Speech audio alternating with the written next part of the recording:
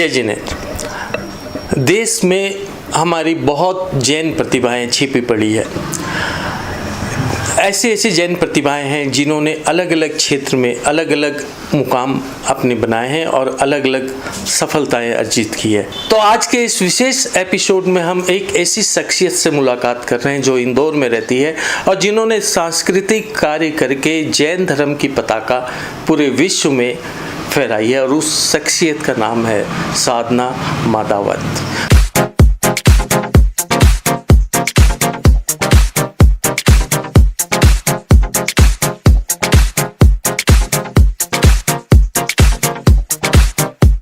साधना जी, वाह जिंदगी में आपका स्वागत है। मुझे बहुत प्रसन्नता है कि मैं वाह जिंदगी की एक सदस्य बन रही हूँ। आप जो इस क्षेत्र में हैं, इसकी प्रेरणा आपको कैसे मिली?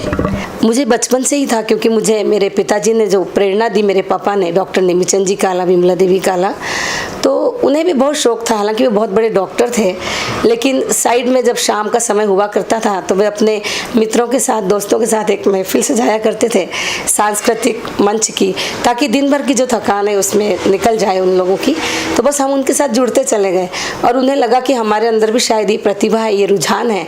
तो उन्होंने हमारे कदम आगे बढ़ाए और उस समय जब लड़कियों का बाहर निकलना, आज से इतने साल पहले जब मैं 8वीं 9वीं में थी, मेरे पापा 15 किलोमीटर दूर हम दोनों बहनों को लेकर मोटरसाइकिल से हमको एक ड्रामा की प्रैक्टिस, जैन नाटक की प्रैक्टिस के लिए ले जाया करते थे झालरापाटन हमारे गांव से।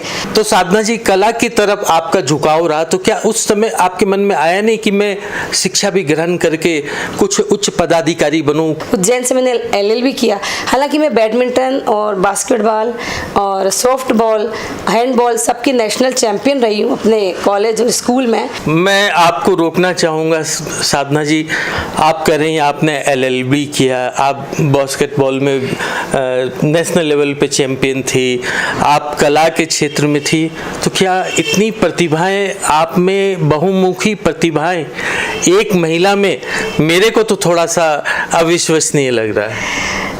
ऐसा है कि ये सब जो प्रेरणा मिली मुझे, मेरे पापा के एक ही शब्द से मिली कि ज़िंदगी एक मिलती है, समय किसी के पास ज़्यादा होता है, किसी के पास कम होता है, तो उसका हर पल आपको सिर्फ आप सोते हैं उतनी देर के अलावा हर पल अपनी सक्सेस के लिए दे दो। तो एक भी पल हमने ज़ाया नहीं किया अपनी ज़िंदगी का। LLB किया, इंग्लिश लिटरेचर से मैंने BA किया और फिर लॉ करके मैंने सिविल जज की एग्ज़ाम दी। तो सिविल जज की फर्स्ट अटेम्प्ट में PSC एग्ज़ाम जो होती मध्य प्रदेश शासन से, उसमें मैं सेलेक्ट हो गई सिविल जज की एग्ज़ाम में भी। और उसके अलावा मैंने 5 साल का थिएटर का डिप्लोमा इवनिंग में मध्य प्रदेश शासन का होता है, वो भी कर लिया उज्जैन से मैंने। आप सिविल जज के लिए सेलेक्ट हो गई, फिर आपने सिविल जज के प्रोग्राम को छोड़ा और कला के क्षेत्र में आ गई, ऐसा क्यों?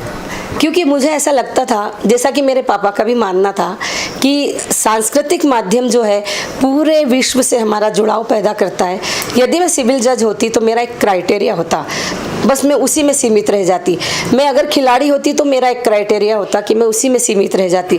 लेकिन आज जब मैं कलाकार हूँ तो मैं खिलाड़ी के लिए भी काम करती हूँ, मैं जज के लिए भी, मैं पूरे समाज की हूँ, मैं पूरे राष्ट्र की हूँ। कलाकार पूरे राष्ट्र का होता है। जब शादी हुई तो मेरे पति अनूप जैन, इन्होंने मुझे पहले कदम पर इन्होंने बोला कि जो तुमको करना है वो तुम्हारे लिए सक्सेस की सारी सीढ़ियाँ मेरे साथ खुली हैं। जो पापा ने सपने देखे वो पूरे मैं करूँगा। मेरे ससुर विमल चंद जी मादावत जो यहाँ पर मुझे मिले, जो मुझे पापा की कभी उन्होंने एक सेकंड के लिए भी नहीं लगने दी। मेरी सास, जिन्हें मैं सास तो नहीं मानती हूँ, मम्मा ही बोलती हूँ, उन्होंने मुझे इतना स्नेह दिया। आपकी इस रंगशाला ने अभी तक कितने नाटक या कितने कार्यक्रम कर लिए होंगे? ये तो मैं आपको अब बता नहीं सकती हूँ। लगभग मुझे लगता है 500 मंचन मैंने पूरे देश में किए हैं। साधना जी, आपके बच्चे कितने हैं? वैसे कहूँ तो मेरी 2 बेटियां हैं, लेकिन ऐसे कहूँ तो मेरे 4 बेटे भी हैं, क्योंकि मेरी फैमिली में जो दोनों भाई हैं, मतलब मेरे देवर और जेठ, वो हमारा एक बॉन्डिंग है। तो हम 6 बच्चे ही बोलते हैं, तीनों हमेशा के हमारे 6 बच्चे हैं। तो दोनों बेटियां, एक तो PG कर रही है, मुंबई यूनिवर्सिटी से PG करके आई फिल्म मेकिंग और डायरेक्शन में, और मास कॉम से उसने यहाँ से ग्रेजुएशन किया और उसने भी यही फील्ड चुना। और छोटी वाली बेटी भी इसमें रुझान रखती है, मेरे साथ पूरे ड्रामाज में रहती है। लेकिन उसने खेल को भी अपनाया है।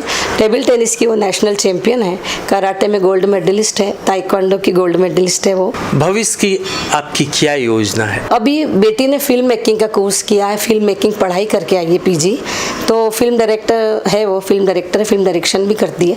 फीचर फिल्म्स का प्लान है, अभी वीर गोमटेश का एक हमने निर्माण भी किया है, उसमें को प्रोड्यूसर है रंगशाला।